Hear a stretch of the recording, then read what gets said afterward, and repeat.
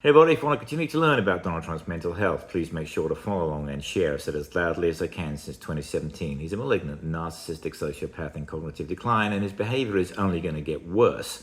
I thought I'd spend at least 1 minute explaining what his greatest fear is. His greatest fear, like every other malignant narcissist, is not just losing, it's not just getting accountability, it's humiliation.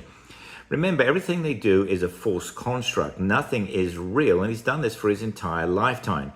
So some of these truths actually came out into the world. In other words, they were exposed. He would be forever false, which would, of course, create a house of cards about his collapse and about what he is.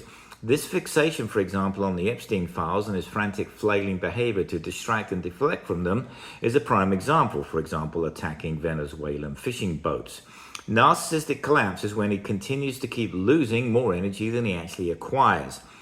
This was something he was approaching before the next election, but the validation he received from winning prevented that from actually happening, which is also why you see every so often he needs that narcissistic feeding, if that's one way to put it, where he has those so-called round tables, the cabinet meetings, where everybody says how wonderful and amazing he is. I'm sure people are instructed to say that. I've come to the conclusion, by the way, that most people in the government, people close to him at least, and the Heritage Foundation know exactly what he is.